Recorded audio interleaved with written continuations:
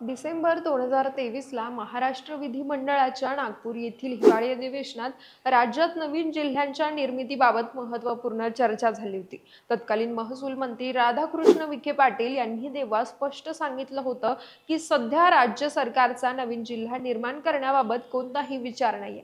त्यांनी जिल्हा निर्मितीमधील आव्हानांचाही तेव्हा उल्लेख केला होता, ज्यामध्ये प्रचंड आर्थिक खर्च आणि मुख्यालयाच्या ठिकाणावरून होणारे वाद यांचा समावेश होता।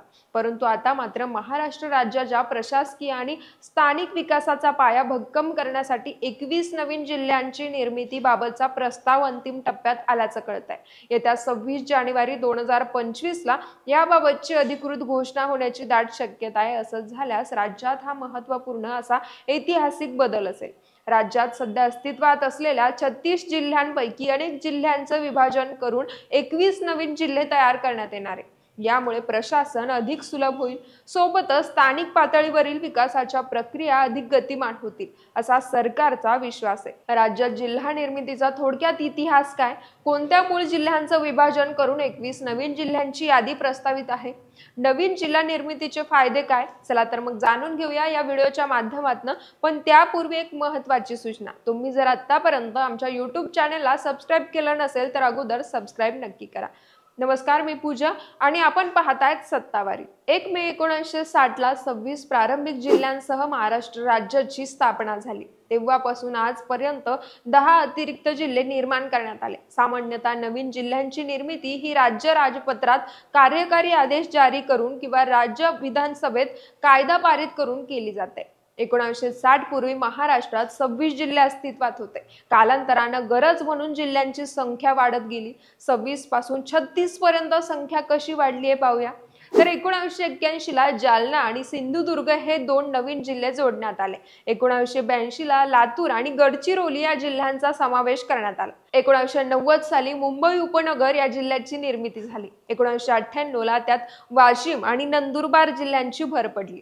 तर 1999 साली हिंगोली व गोंदिया या 2 जिल्ह्यांची स्थापना झाली। 1960 पासून 1999 पर्यंत महाराष्ट्रात एकूण 35 जिल्ह्यांची निर्मिती झालेली होती। मग 36वा निर्माण झालेला नवीन जिल्हा कोणता, तर पालघर जिल्हा। 1 ऑगस्ट 2014ला राज्याचे तत्कालीन मुख्यमंत्री पृथ्वीराज चव्हाण यांनी ठाणे जिल्ह्याचे विभाजन करून पालघर या नवीन जिल्ह्याची निर्मिती केली होती। तेव्हापासून मात्र गेल्या 10 वर्षात महाराष्ट्रात एकही नवीन जिल्हा अस्तित्वात आलेला नाहीये। पण आता मात्र नवीन जिल्हा निर्मितीला वेग आलाय।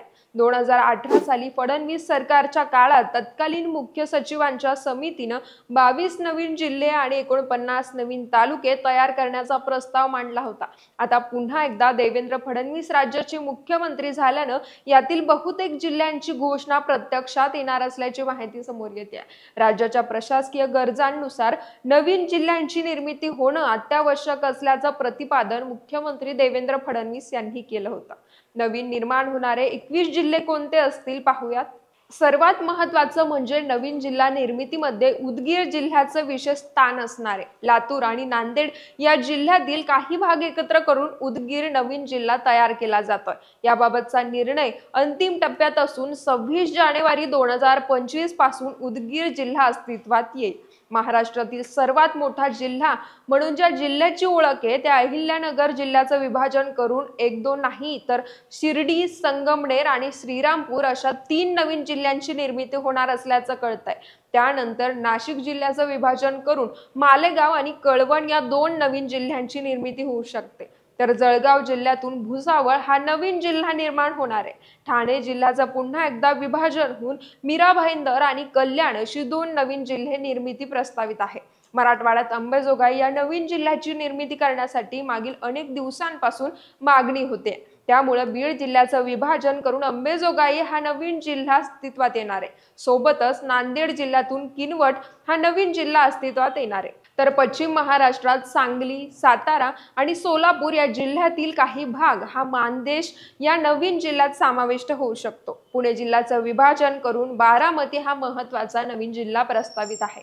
2014 साली अस्तित्वात आलेला पालघर हा शेवटचा जिल्हा, परंतु त्या जिल्ह्याचं देखील आता विभाजन होऊन जव्हार हा नवीन जिल्हा निर्माण होतोय। विदर्भात बुलढाणा जिल्ह्याचं विभाजन करून खामगाव तर यवतमाळ जिल्ह्यातून पुसद हा नवीन जिल्हा निर्माण होऊ शकतो। अमरावती जिल्ह्यातून अचलपूर, भंडारा जिल्ह्यातून साकोली, गडचिरोली जिल्ह्याचं विभाजन करून अहेरी हे नवीन जिल्हे विदर्भात अस्तित्वात येणार आहे। कोकण विभागात रायगड जिल्ह्याचं विभाजन होऊन महाड आणि रत्नागिरीच्या विभाजनातून मंडणगड या नवीन जिल्ह्याची निर्मिती होणार आहे। नवीन जिल्हा निर्मितीचे नेमके फायदे काय असतात ते पाहूया। प्रत्येक जिल्ह्याचा आकार कमी झाल्याने प्रशासन अधिक चपळ होऊन कार्यक्षम होईल आणि स्थानिक पातळीवरील नागरिकांच्या समस्या सोडवण्यास याचा हातभार लागेल।